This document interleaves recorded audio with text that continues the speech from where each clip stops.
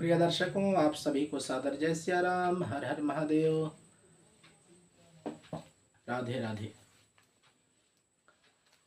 आइए आप सबों के बीच बहुत सुंदर विषय लेकर के उपस्थित हूँ।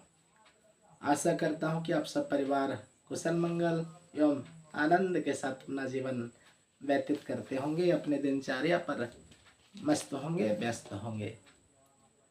प्रिय भक्तों, जन्माष्टमी का महाव्रत और एकादशी का व्रत, यह व्रत करने से उसके 100 जन्मों के पाप कट जाते हैं, नष्ट हो जाते हैं, समाप्त हो जाते हैं और 100 यज्ञ करने का फल उन भक्तों को प्राप्त होता है जो जन्माष्टमी का व्रत करते हैं। इतनी महिमा है जन्माष्टमी व्रत करने का, पूजन करने का। प्रिय भक्तों, जन्माष्टमी का पर्व बहुत दुर्लभ संयोग लेकर के आया है। जन्माष्टमी महापर्व भगवान कृष्ण का पूजन, भगवान कृष्ण का अर्चन, भगवान कृष्ण का दर्शन और बड़े उत्सव का मनाने का पर्व जन्माष्टमी का महापर्व होता है। प्रिय भक्तों,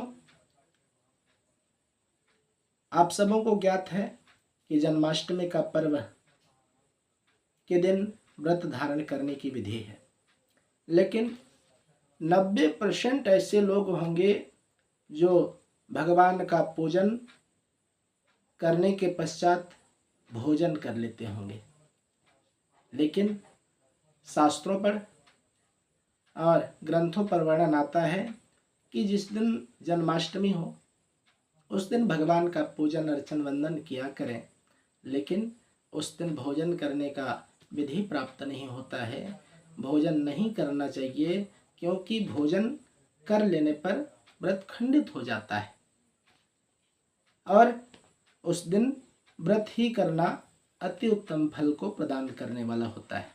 जन्माष्टमी का व्रत रात्रि को ही, दिन भर उपवास करें, रात्रि को भगवान का प्राकट्य करें, प्राकट्य उत्सव मनाएं, जन्म उत्सव मनाएं, भगवान का पूजन करें, जल से स्नान करावें, पंचामृत से स्नान करावें, तिलक लगावें और तुलसी दल अर्पण करें, भोग लगावें, भगवान को अनेक प्रकार से स्तुति वंदना करें, आरती करें, भजन कीर्तन करें, भगवान का बड़ी धूमधाम के साथ महापर्व को मनावें। जन्माष्टमी की इतनी महिमा है जो आनंद की अनुभूति कराने वाला है। जन्माष्टमी के दिन पंजरी का भोग भगवान को अर्पण करावें, प्रसाद भोग लगावें और दही में हल्दी मिश्रित हल्दी मिला करके भगवान को अभिषेक करें। इससे भगवान अति प्रसन्न होते हैं। शंख में गौ माता का कच्चा दूध डाल करके भगवान को स्नान करावें, अभिषेक करें और भगवान कृष्ण को कदम्ब का फूल अति प्रिय है, जो गोल होता है वह कदम्ब भगवान को चढ़ावें, अर्पण करें। इससे भी भगवान बड़ी प्रसन्न होते हैं, अति प्रिय है भगवान कृष्ण को।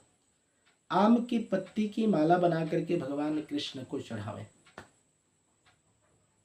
भगवान को बैजंती की माला भी बड़ी प्रिय है, लेकिन आजकल आधुनिकता के ज़माने पर लोग ऐसे ऐसे हमारे सनातन संस्कृति पर आघात करने के षड्यंत्र रच रहे हैं।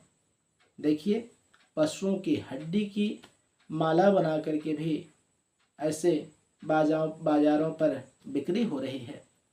आप जरा सोच समझ करके बैजंती की माला बड़ी पहचान करके ही खरीदें।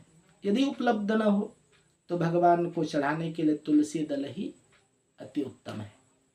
तुलसी की पत्र लें और भगवान को चढ़ा दें, वो भी वैजंती माला चढ़ाने का ही फल प्रदान करेंगे।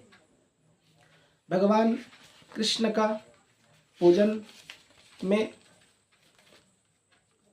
दूध, दही, घी, मधुरस इत्यादि से पंचामृत से भगवान को स्नान करावें और माखन मिश्री का भोग लगावें।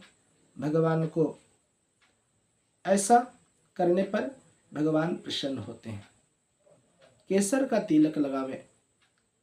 कस्तूरि तिलकम ललाट पट्ल वक्षस्थले कौस्तुभम नसाग्रवरमौक्तिकम करतले वेणु करे कंकणम सर्वांगे हरिश्चंदनम सुललितम कंठे च मुक्तावली गो परिविष्टो विज्यते गोपाल चूड़ामणि।